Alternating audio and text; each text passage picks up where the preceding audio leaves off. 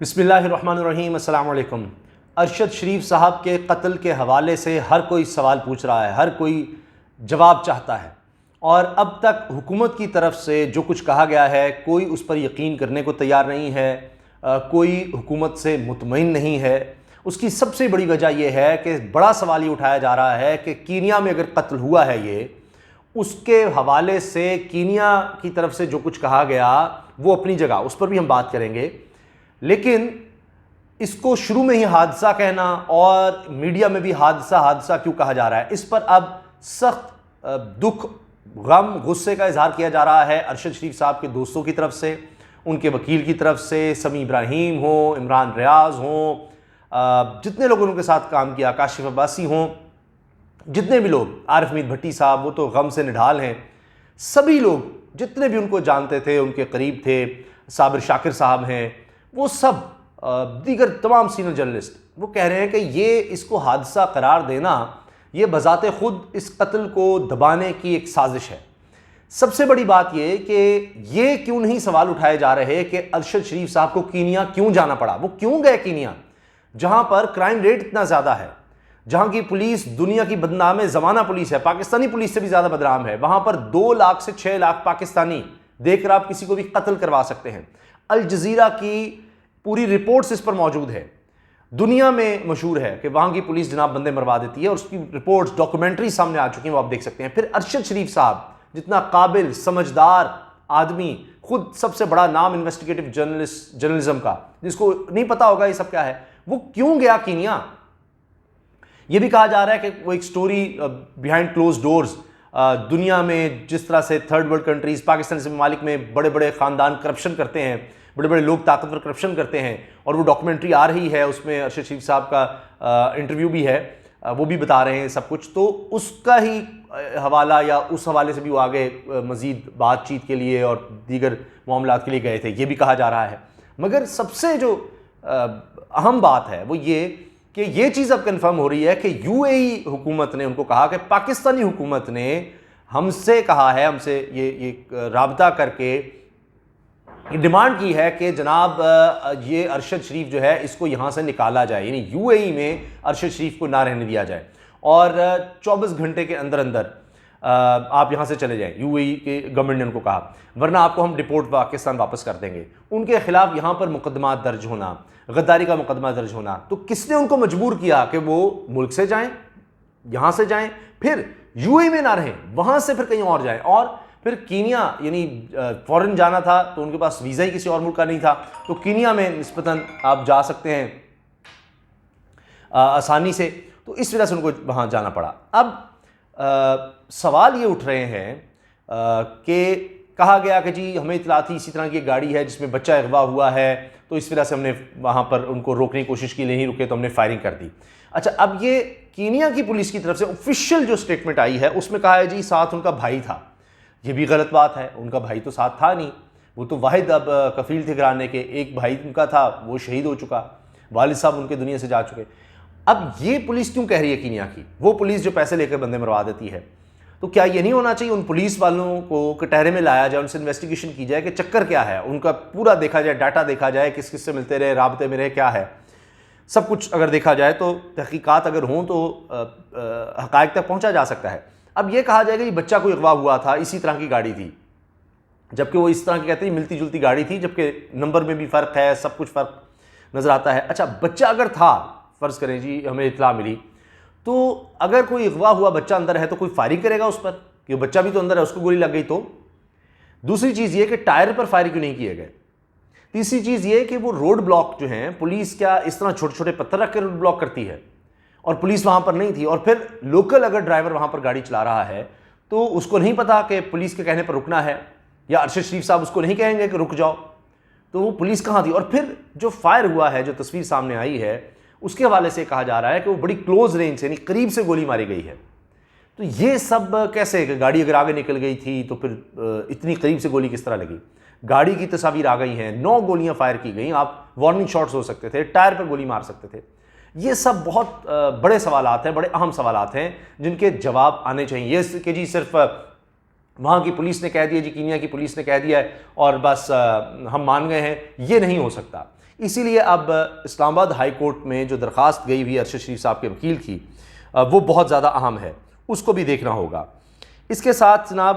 ایک یہ چیز کہ جی وہاں پر جو میں نے عرض کیا کہ جی پتھر پڑے تھے، بیریئر ہوتا ہے پولیس کے لیے، تو یہ سب سوال کیوں نہیں پوچھے جا رہے؟ پھر کینیا جانا اور وہاں کے حالات کا جو ہے سنگینی کا سب کو پتہ ہونا، یہ سب سوالات ہیں جن کے جواب سامنے آنے چاہیے۔ صرف یہ پولیس کہہ دیجیے ہاں جی ہم سے غلطی سے ہو گیا، یہ ایسے ہی ہو جاتا ہے غلطی سے؟ وہاں کے جو لوگ ہیں، جو مقامی لوگ ہیں، وہ کہہ رہے ہیں ہم نے اس طرح کا واقعہ کبھی پہلے نہیں سنا۔ اب عمران خان صاحب نے بھی کمیشن کا مطالبہ کیا ہے۔ اب آپ دیکھیں کہ اسی طرح سے لوگ بھی، میں نے بتایا نا جو ان کے قریبی لوگ ہیں وہ کہہ رہے ہیں کہ یہ قتل ہے، اور کسی پر وہ یعنی الزام نہیں دینا چاہتے، لیکن یہ بات بھی غلط ہے کہ وہ کہہ رہے ہیں کہ جی ہم اس کو حادثہ مان لیں، نہیں، یہ قتل ہے، اس کے پیچھے کون ہے یہ پتہ کرانا چاہیے۔ اب یہ تو بات آ گئی کہ حکومت تو ان کو یہاں واپس لانا چاہتی تھی، کیسز بھی ان کے خلاف بنائے ہوئے تھے،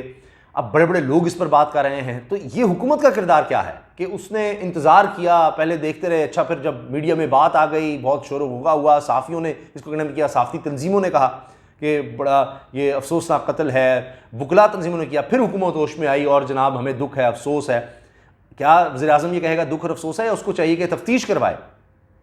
شہباز گل صاحب لکھتے ہیں جی ارشد کی گاڑی پر 9 گولیاں ماری گئیں، 2 گولیاں نے ارشد کے جسم کو چھلنی کیا۔ کینیا ساتھی ملک ہے، وہاں پولیس اس طرح سے گولیاں نہیں مارتی، یہ وہاں کا رواج نہیں ہے۔ لوکل پاکستانی بتا رہے ہیں کہ انہوں نے پچھلے 20 سال میں ایسا کوئی واقعہ نہ سنا نہ دیکھا۔ ارشد شریف کا بیانیہ، یہ کامران خان صاحب کہہ رہے ہیں، ارشد شریف کا بیانیہ ان کے پورے صحافتی کیریئر پر حاوی رہا، ان کے ناظرین کبھی نہ بھول پائیں گے۔ اس سے پہلے کہ یہ الزامات عدالتی تصدیق یا تردید کی سند پاتے، متعلقہ افراد حکومت میں آ گئے اور آنن فانن تمام کیسز لپیٹ دیے گئے۔ ڈاکٹر رضوان، مقصود چپڑاسی اور اب ارشد شریف اللہ کو پیارے ہو گئے۔ یہ کامران خان صاحب پاکستان کے سینئر جرنلسٹ یہ سوال اٹھا رہے ہیں کہ ارشد شریف کا جو بیانیہ تھا، جن کو کرپٹ کہتا تھا، وہ لوگ آ گئے اور اس کے بعد جناب ایک ایک کر کے ڈاکٹر رضوان، مقصود چپڑاسی اور ارشد شریف اللہ کو پیارے ہو گئے۔ یہ سب کیا ہے؟ تحریک انصاف کے جناب چیئرمین عمران خان صاحب، سابق وزیر اعظم، کہتے ہیں جی ارشد شریف کے قتل نے ملک بھر میں شدید صدمے کی لہر کو جنم دیا ہے۔ اس قتل نے ارباب اختیار سے سوال پوچھنے یا انہیں ہدف تنقید بنانے کی جسارت کرنے والے ہر فرد کو نشانہ بنائے جانے کے رواں سلسلے کو پھر سے اجاگر کیا ہے۔ شہریوں کو آئین کے تحت میسر بنیادی حقوق کی فراہمی اور انہیں ریاستی اور حکومتی جو معاملات ہیں اس کے زیادتیوں سے بچانے اور محفوظ رکھنے کے لیے ہمیں اعلیٰ عدلیہ کب حرکت میں آئے گی؟ ہماری نگاہوں کے سامنے شہریوں، سیاستدانوں، صحافیوں اور انسانی حقوق کے محافظوں کو خوف و ہراس اور تشدد کا نشانہ بنانے، انہیں گرفتار کرنے، ان پر دہشت گردی کے الزامات دھرنے اور انہیں بغاوت پر اکسائے جانے کا سلسلہ جاری ہے۔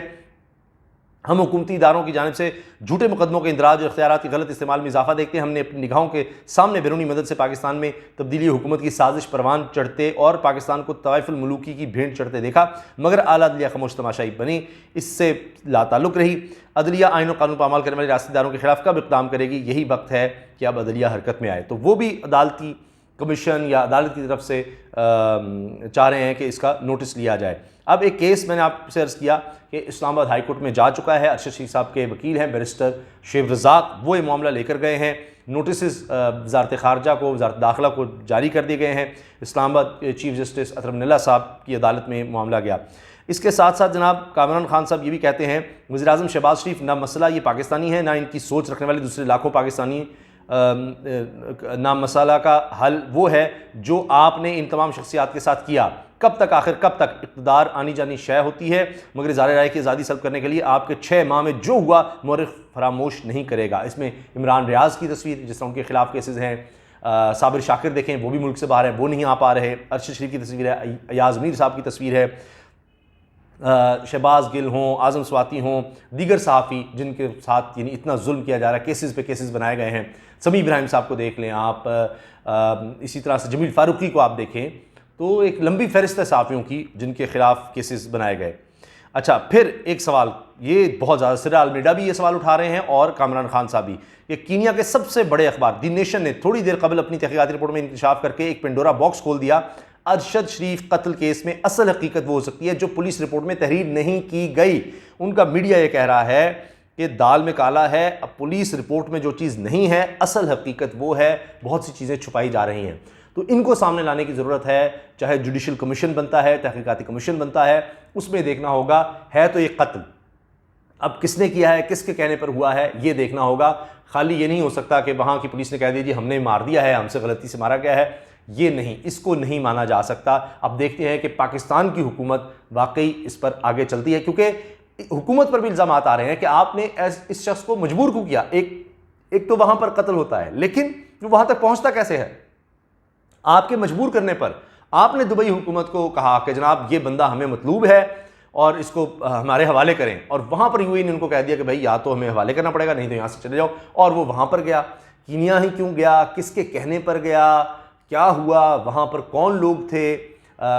جو ان کے ساتھ رہے، کس کس سے ان کا رابطہ تھا، جبکہ وہ اپنے قریب ترین لوگوں کو نہیں بتا رہے تھے۔ صابر شاکر صاحب نے بول نیوز پر بتایا ہے کہ وہ مجھ تک کو نہیں بتا رہے تھے کہ میں کس جگہ ہوں، کیا ہوں، ویئر اباؤٹس اس طرح سے نہیں کر رہے تھے، بڑے محتاط تھے۔ تو اس کے باوجود یہ ہو گیا ہے، تو سوال تو ہیں۔ تو اللہ کرے کہ اس کی تحقیقات تک پہنچا جائے، اور جو لوگ بھی اس کے پیچھے ہیں، جن کی وجہ سے بھی یہ ہوا ہے، ان تک پہنچ کر ان کو سزا دی جائے۔ ہم تو یہی ڈیمانڈ بھی کر سکتے ہیں، دعا بھی کر سکتے ہیں، کیونکہ کم از کم بحیثیت پاکستانی ہمارا یہ فرض ہے